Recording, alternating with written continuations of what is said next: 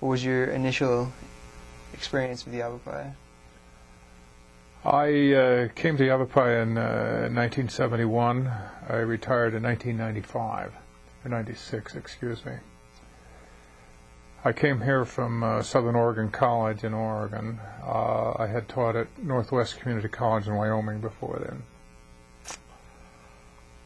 Yavapai at that time was 2 or 3 years old. At both of the previous colleges, I had had quite a bit of experience as a faculty member, as a faculty activist. In other words, I got involved in politics, not by my own choosing, but by being there. And so I learned quite a bit about faculty rights, case law as it relates to students, and so on. So when I came to Yavapai, the first year I came here, I was elected Faculty Association President in November of my first year here. And we had a president that had a dress code. He was measuring length of skirts, length of hair, all kinds of things. It was a school that was run by one person, and what he said pretty much went. Well, I was not quite used to that, having had quite a bit of experience with faculty input. So I became highly involved once. I spoke up once too often, got elected Faculty Association President, and then the president was fired in February of my first year here. That would have been the spring of 1972. And we then moved for a faculty constitution, which allowed faculty participation in institutional governance, which we got in large measure. At the same time, I took up the case of a student because there was no student law except length of skirts and so forth, length of hair. I took up some student cases where students in the dorm I felt were being treated in a manner unbecoming a college, since there was no processes or procedures to follow, basically we had to carve those out on our own. What they were doing in the dorm was bursting into the rooms and that sort of thing. So we appealed that. They had burst into the room of one student, I think 11 times in 12 nights around midnight, trying to catch a boy there in her room. Well, the 12th time she blistered him with colorful language, and she was colorful anyway, so they kicked her out of the dorm. We appealed her case as best we could, just using case law as an example, and got her admitted back to the dorm. It was following that, we got a faculty constitution. We developed student policies and procedures for the student judicial system and student governance. Following that, for 4 or 5 years after that, I helped students. I was an English teacher, incidentally. But I helped students with the problems that they had with the institution. And I still meet some of them today, and they say, if it hadn't been for you, that you were the only one that trusted and believed in us and that sort of thing. So I suppose I did it for some ego things, but I did it also because I wanted everyone to enjoy the same rights that I had. And the institutional governance worked out really, really well, probably for the first 15, 18 years that I was here. Incidentally, when I came, they didn't have a faculty salary schedule. we got a faculty salary schedule. The first year I was here, also, there were only 3 women out of 34 faculty members, and one of them was being paid on a par with the others, but the other 2 were being paid way below, and there was all kinds of inequities in salary. And so myself, along with other faculty members, got a salary schedule, got a constitution, got some rules for student governance in the student justice system. And that worked pretty well. It depended always on, how the administration was going. If the administration was more ego-driven, in my opinion, we had more problems. I served as faculty association president 4 times. Probably not a good record, but every time, 3 out of the 4 times, we were in the process of a political battle with the president of the college. Okay, I guess that's a gentle way to put it. The college was a good place for me. In other words, I did not get a doctor's degree, but I had a lot of experiences that I could bring to bear here, both in my subject matter and in institutional governance, and basically continued to serve in institutional governance my whole period of time here. Good place for me because I'm not what I'll call an overly talented person, but I'm a hard worker. And there are certain things that I understand and experiences that I've had that allowed me to have what I would call more influence than I would have had I stayed at the college I was in up in Oregon, which had about 230 faculty members. So it was a good spot for me at the time. The college has changed a lot since I left 12 years ago. A lot less politics and a lot more settled down, and basically the institutions has gotten larger, and demands of governance have changed and that sort of thing. So I would probably be a misfit if I were here today. But I served with a lot of good people here, very talented, very bright, particularly Dave Hostetler, Ken Meyer, John Haynes, some of those. And it was an opportunity for me to affect some change on an institution that was in its formative years. So very enjoyable from that perspective. From a subject matter point of view, I was an English teacher for 13 years here, a construction teacher for 12. I took the house building program. The English department was interesting. We developed what I'll call a change in subject matter from trying to teach English in preformed patterns to patterns that move from ideas to statements on paper. It was a good thing for me. The English department was a hardworking, forward-looking, ambitious group of people who were interested. We started a county-wide English conference where we could talk to high school teachers about what we expected. We got along well with the University of Arizona and ASU's English departments. We had their people come up and talk to us, and worked on making sure that our program was compatible with theirs. And by and large, outside of having to correct a lot of compositions, teaching English was a good thing here.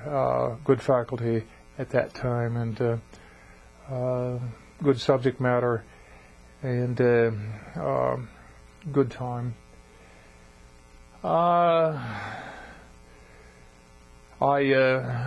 got involved with, I would defend anyone, okay? If it was a janitor that was in trouble, I would plead their case for them. If there was a faculty member or a classified person who got in trouble, I would plead their case. For about the first 10 years here, I don't think I lost a case. And I suppose that's bragging a little bit. That's all right. But we stuck up for people's rights and tried to make sure that no matter a lot of people aren't able to defend themselves. They don't have the desire to get into close quarter quarrels. Where you get into argument and it turns nasty and brutish and that sort of thing. And so a lot of people aren't able to defend themselves, and I took it upon myself, I suppose, to provide them with as much defense as I could.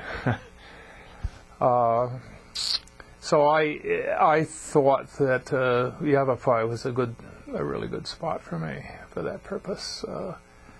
In those days, we were kind of the envy of other community colleges in terms of our participation in governance, and it was just insofar as governance, we had an administration too for probably 5 to 7 years who was sympathetic to that form of governance. People today have trouble understanding that, but if you came out of the 60s, you basically believed that other people didn't have a right to rule your life completely. So it was our goal to make sure that wasn't what happened, basically. And so we had a like-minded group of faculty who were willing to stand up for that and to speak out publicly when difficulties arose. And difficulties did arise. Like any college, we underwent a lot of turmoil in those days, and changed administrations and changed policies, and I'm glad to say I survived it for 25 years and retired. So it's been a good spot for me. When you say you were appealing cases, would you be appealing to the president? Or? Well, there's a judicial procedure both for students. Anyone it depends upon what you're accused of, but you have a right to due process. Due process means that you have a right to a hearing before a group of your peers. Now, there are steps that you have to take before you can get to due process. In other words, have you talked to the dean of students? Have you talked to the other persons involved? But ultimately, if it comes to a hearing, that's what due process means, that you have a right to a hearing before some kind of judicial board to decide your fate, and then that would go up as whatever that board decided would go up as a recommendation, and then the college president or the board of trustees would act upon it, and their decision then became final. Of course, it didn't obviate the ability to take it to a court of law either, if you wanted to go outside to a court of law. So, being a public institution, you have certain rights that are bequeathed on a faculty member by being in an institution a certain length of time. It's called tenure, and if they don't grant tenure, it's de facto tenure after you've been there a while. There have been several legal cases that have established it. It's somewhere between 3 and 7 years. So, when faculty members had been here quite some length of time, then it became the duty of the administration to show that there was due cause for termination, and then proceed with the hearings, etc. Is that structure still in use today? I don't know. I haven't looked at the student handbook or the faculty handbook since I left. I suspect that it is. The same case law applies today as applied with modifications, of course, by the courts. The same case law applies today, like the concept of in loco parentis, which means that an institution has certain rights with students who stay in a dorm. In other words, they act as the parent. Well, that comes from case law, but it doesn't mean that they can abuse in loco parentis. In other words, like the girl whose room they came into 11 times in 12 nights, they abused the principle of in loco parentis, which was our contention that you simply can't do something on suspicion of something. You have to have cause in order to do what it is that you're doing. That always proved interesting. The dean of students kicked a girl out one time out of the dorm, and then he found out she was only 17 years old. I knew the girl pretty well because I had defended her. And he found out after he had kicked her out that she was only 17. He called me about 3 hours after he kicked her out, after he had looked for her and couldn't find her, asked me if I could find her for him. I said I thought I could. And was able to find her and ensure her safety. Okay. Needless to say, I've had the same dean one time. I shouldn't say this in front of the camera, but he called me a phony and full of hot air. So somebody told me this, and I went down and I asked him. And he said, well, he didn't really mean it in the context that I thought that I understood it. And I said, I think I understand the context only too well. But I found having a high political profile, people are going to shoot at you. And when they run out of what I'll call valid things to say, then they're going to resort to name calling and tearing at your character and this sort of thing. And so those kinds of things didn't bother me. I kind of enjoyed close quarter verbal combat. I don't know why I did. It was just that I did. For a farmer's son from South Dakota, I thought that was good. Yeah. Huh. Well, you said something earlier about how, as far as like politics, it's not. I mean, I've been here for 2 years, and I haven't heard anything about political issues within this. Right. The institution's gotten larger, more faculty members. The faculty suffered some, what I'll call, setbacks about the year after I left that had some adverse influence on them. Then a new administration came in who obviously has done a better job of satisfying faculty needs. And so and they got rid of all of us people from the 60s. And, they may in fact be doing a very good job of governance now. I've moved on. What are you doing now? I know you said you're involved in some charities. I work with Habitat for Humanity since I've left in '96. I've helped Habitat build one or more houses a year. And Habitat's a good organization. I thought I better put to use some of the talents that I have to do humanity some good. Incidentally, we have one English teacher from Yavapai now, Bert, I've forgotten his last name, comes out and helps us once in a while. I've never been a save the whales kind of person that wants to do something that is far off. I would much rather try to do something to help people close up, personal, where you get to know the people and you develop a feeling for doing something for them. And Habitat is one of those organizations that does that. I also work with St. Vincent de Paul, which is a charitable organization that helps people that are really in trouble. In other words, it's a first line of help for the poor. If they lack food, we give them food. If they lack shelter, we try to help them get shelter. We try to protect children, help families get food and shelter and electricity and heat and those kinds of things. So necessities. Huh? Yeah, we're a first line of help. Where if somebody didn't do something for them, they would lose their housing. They don't have enough money to eat on, that sort of thing. So we go out and interview and deliver them food. Give them vouchers so that they can find shelter, etc. Yeah.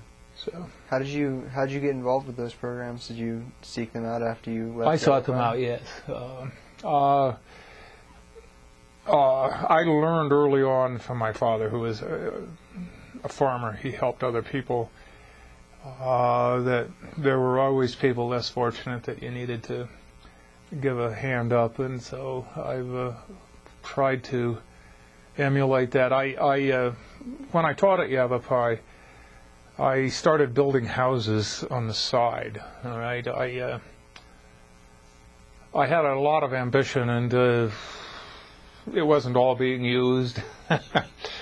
And so I started building houses, and I did rather well for myself. And so I didn't have to change my life any to help other people. In other words, I was able to do it without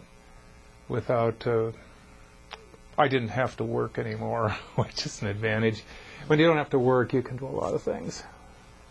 Yeah. So how did you get from the farm in South Dakota, you said?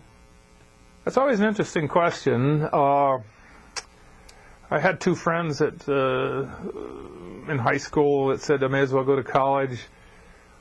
That there were young ladies there and a little bit of beer to be drank by persons like us, and they were right.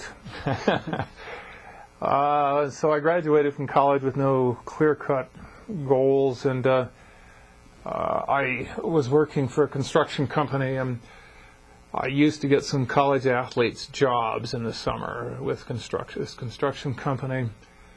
So the college basketball coach got me a job teaching school about 3 days before school, teaching in a small high school, and so that got me going. And where was this? South Dakota.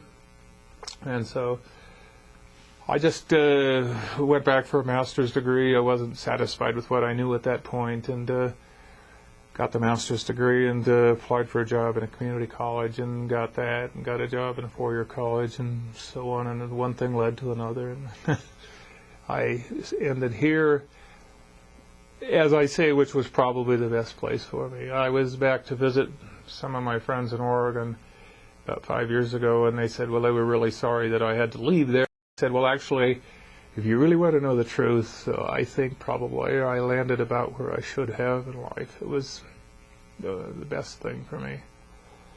And they were, all of them were, this was an English department. There were about 35 members of the English department up there, and they were all political activists, which was a good schooling for me. This was at Southern Oregon? Yes, Southern Oregon College. It's the University of Southern Oregon now, I think. I'm from Eugene. I have some friends from Southern Oregon. Yeah, they changed it to a university about, 3 years after I left or something like that, in Ashland. Yeah. Yeah. It was a good place for me, too. I was in my 20s yet, so it was formative for me.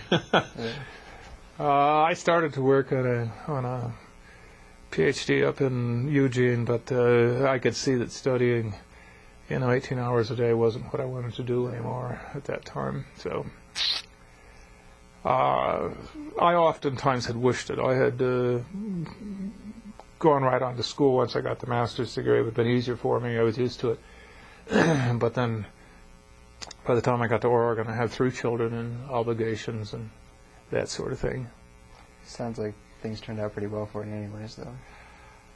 And when you say things turn out well, a lot of it has to do with just blind luck. You stumble into something. You happen to get a job that other people didn't get, and you're allowed to continue on with your life. A play that in English it really had an effect upon me was Death of a Salesman. I don't know if you've ever read it or not, but it's about a guy who wasted his whole life. He was a salesman. He drank a bit, womanized a bit, raised 2 worthless sons who were just like him, and gets fired from his job. And when you think about in a play in that context of all the things that can go wrong and all the wrong decisions you can make, it helps you make right decisions. And that helps you to move forward rather than sideways in life.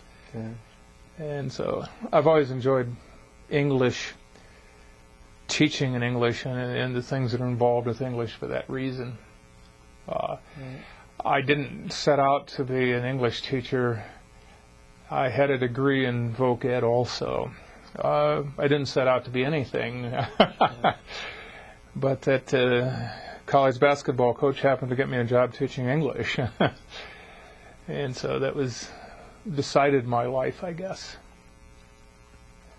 And worked at it from there. Yeah. What made you stay in Prescott after you were done at Yavapai? I have a daughter that lives here. She teaches actually at Yavapai, and her name is Selena Bliss. Then I have a son living in Flagstaff, and I have another son that lived in Phoenix. Now he's living with us. He's on a 45. He's 45 and on a hiatus from he and his wife's marriage for a bit. That's why I stayed. And I developed economic ties here. When I left Yavapai, I built houses. I don't know, I built 4 or 5 houses. I was building a house when I retired. And then a young man who went to Yavapai and in the building program, he went to Flagstaff, got a 4-year degree, and called and asked if I wanted to go into business with him. So I went into business with him, and he builds houses in Prescott now. And I'm involved with him a bit yet. So that's how come I stayed.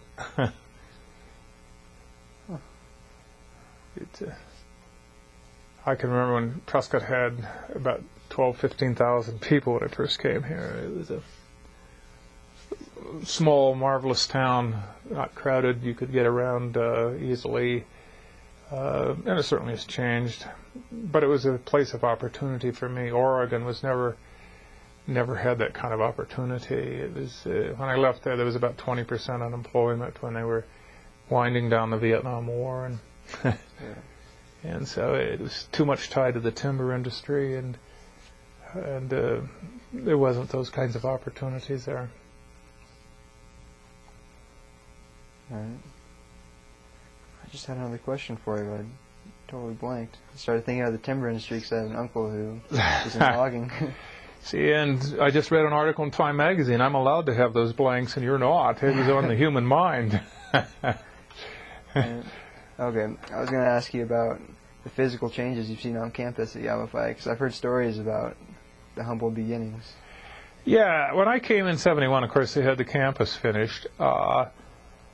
They had 4 buildings, and those 4 buildings remained the core of the college. They had finished the theater before I had left the Performing Arts Center, but they hadn't modernized any of the other buildings. They had the 2 dorms, but it was physically it was a much smaller place that they've made several advances. I don't come up to campus very often. I have a lot of other things propelling me. And a friend of mine, I go to breakfast with three friends every Wednesday morning. He said he came up and he was in the science building and he was noting what changes there, and that they'd had a bust of Roy Brunender, who was a science teacher who died of a brain tumor when I was here yet. And some other things, other changes that had taken place. We all chided him about, thinking about coming back to teaching, but I should come back more often. I come to the library once in a while. We do quite a bit of traveling, my wife and I, and I come up here to bone up on where I might be going next, and so I come back for that, but that's about all. If I want to read something, sometimes I come up here and look for it, and but by and large, I haven't been back that much. But when I came, for example, we weren't accredited yet. We had candidate status for accreditation. I took on the job. I was Faculty Association President, took on the job of heading up the North Central Steering Committee, which we wrote about a 200-page report on the college and got full accreditation at that time.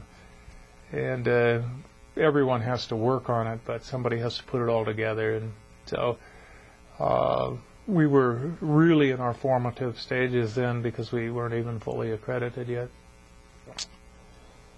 So, we have moved a long way since then. Yeah. It's all in steps. I would say, the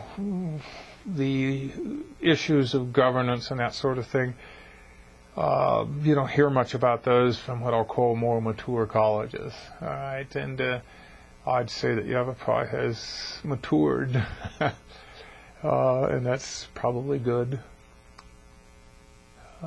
Be my opinion anyway.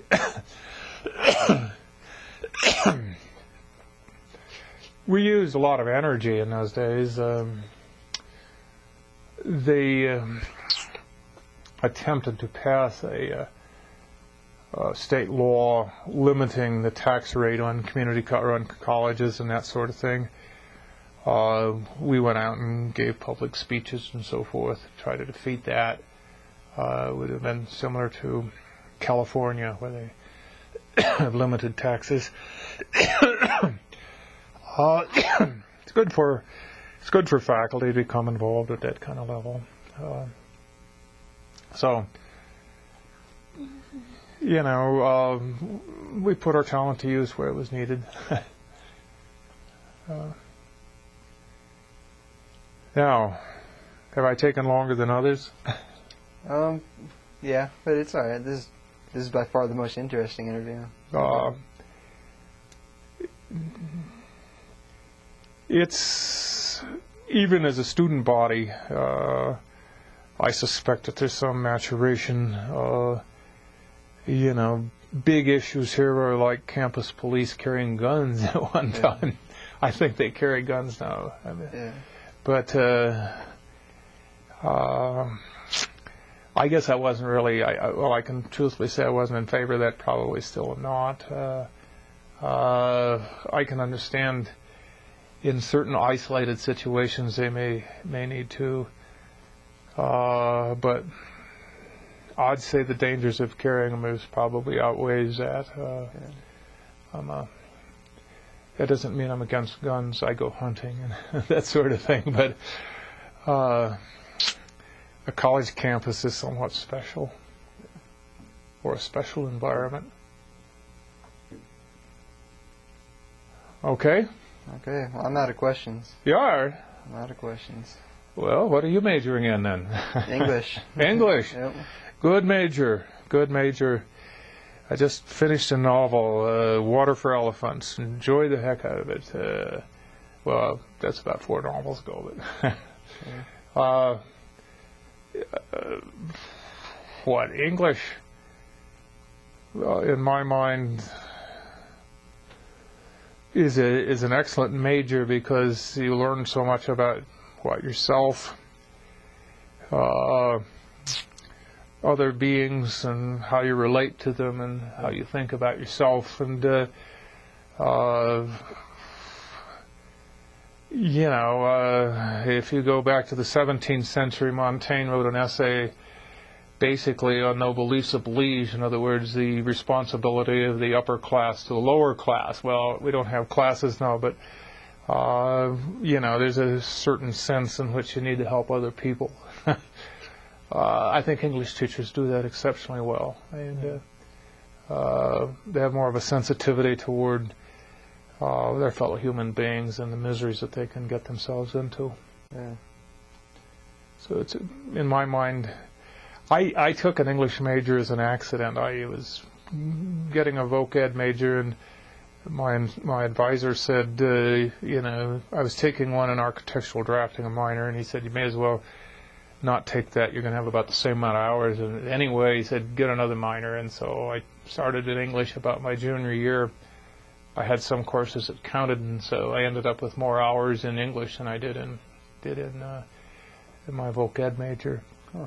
And that allowed me to teach construction here on campus.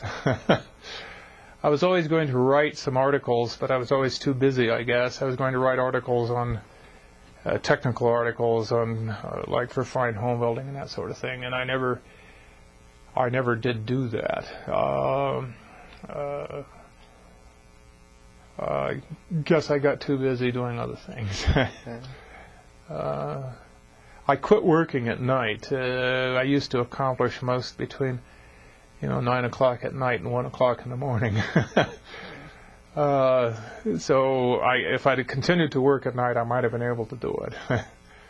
But I just quit on that. I'm going to be 70 years old this year, and it's person just needs to, do what you can and enjoy yourself where you can, and trying to do that. Yeah. So I look forward to every day, and I still read articles about Yavapai when they're in the paper, but I don't. I've been asked to do some things. There were people here that I knew when I quit who wanted me to run for the board. I didn't want to get involved in politics basically that way. I felt my best bet for helping my fellow man was building him a house or doing something other than that. So, and I think I was correct. My father was in politics in my home state. He was he had a 9th grade education. He became chairman of the House Appropriations Committee in my home state legislature, and he felt he was doing the most good for humanity there. But I didn't quite agree with him, and so I didn't want to get into politics and try that. It was not the thing that I had had enough of politics at Yavapai. Yeah, sounds like it. And mainly what was happening is you were doing the same thing over and over again. The last year I was here in 96, 95, 96, we filed 3 grievances on behalf of staff. They weren't faculty. And I got to recognizing that I was meeting myself coming around the other way and decided that it would be a good time for me to find other avenues. Yeah.